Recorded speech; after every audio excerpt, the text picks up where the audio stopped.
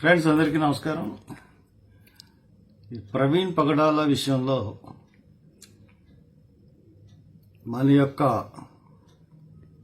భావాల్ని, మనం చెప్తున్న విషయాల్ని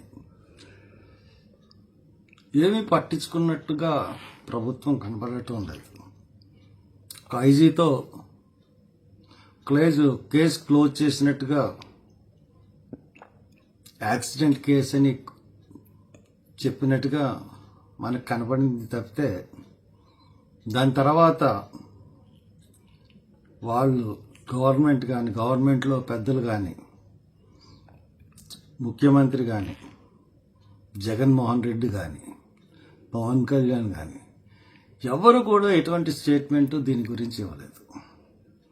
బట్ సెక్యులర్ వాదులు, క్రైస్తవ సమాజం చాలా బాధపడుతుంది.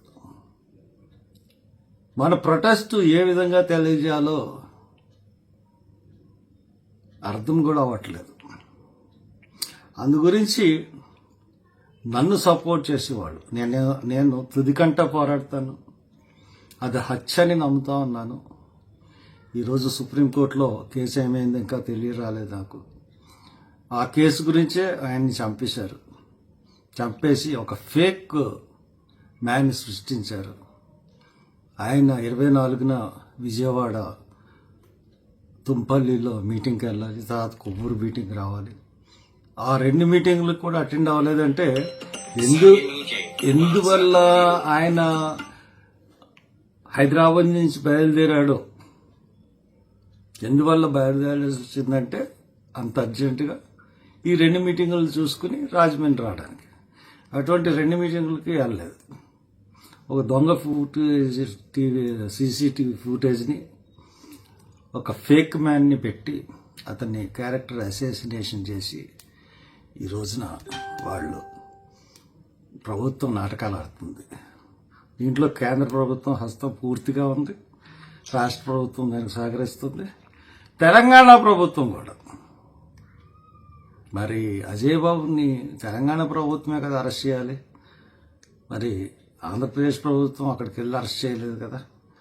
చెంచల్గూడలో జైల్లో పెట్టాలంటే తెలంగాణ ప్రభుత్వం కూడా ఈ విషయంలో మనకి సరిగ్గా న్యాయం చేయలేదేమో అని నాకు సందేహం కలుగుతూ ఉంది.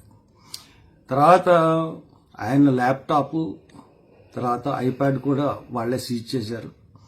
సో నేను ఒక ప్రొటెస్ట్ కింద శనివారం 4 to 6:30 నిరసనలు ఉండవు, ర్యాలీలు ఉండవు, ధర్నాలు ఉండవు. ప్రవీణ్ పగడాల గుడ్ ఫ్రైడే అయిపోయిన నెక్స్ట్ డే శనివారం. ఆ రోజున గుడ్ ఫ్రైడే అందరికీ గుర్తుంటుంది. గుడ్ ఫ్రైడే అయిపోయిన నెక్స్ట్ శనివారం అంటే ఫ్రైడే, గుడ్ ఫ్రైడే, సాటర్డే. ఆ సాటర్డే 4 గంటలకి కరెక్ట్గా ప్రవీణ్ పగడాల యాక్సిడెంట్ అని చెప్తున్న ప్లేస్ ఏదైతే ఉందో, లాస్ట్ ప్లేస్ అది. అక్కడే చంపారో ఎక్కడ చంపారో మనకు తెలీదు, కానీ లాస్ట్ బాడీ అక్కడి నుంచి రికవరీ పోలీస్ చేశారు కాబట్టి అక్కడ మనం 4 గంటల నుంచి 6:30 గంటల వరకు ఈ 2.5 hours మనం వెళ్దాం అక్కడికి. అక్కడ నేను ప్రవీణ్ పగడాల ఫోటో పెడతాను.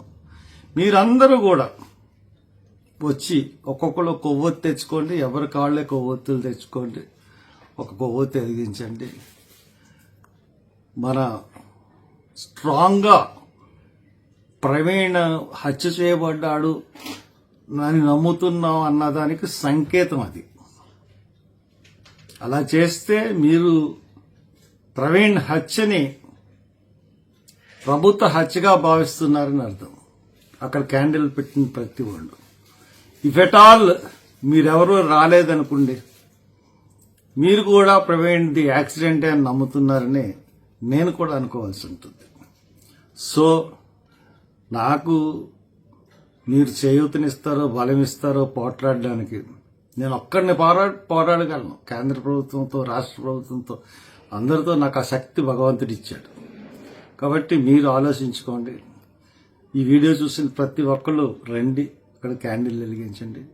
తర్వాత సండే అంటే ఈస్టర్న ప్రతి ఒక్కరు సమాధుల దొడ్డికి వెళ్తారు, అంటే సిమెట్రీకి మీరు వెళ్ళినప్పుడు ఎవరికి వాళ్ళే, చిన్న ఊరు కానీ పెద్ద ఊరు కానీ పల్లెటూరు కానీ పట్టణం కానీ మున్సిపాలిటీ కానీ నగరం కానీ హైదరాబాద్ కానీ విశాఖపట్నం కానీ తెలంగాణ ఆంధ్రాలో అందరూ ప్రతి ఒక్కరు వాళ్ళ సమాధుల దొడ్డి సిమెంట్రీ దగ్గర ఎంట్రన్స్ గేట్ దగ్గర పర్వీన్ పగడాల ఫ్లెక్స్ పెట్టండి, అక్కడ కొవ్వొత్తులు వెలిగించండి టేబుల్ వేసి.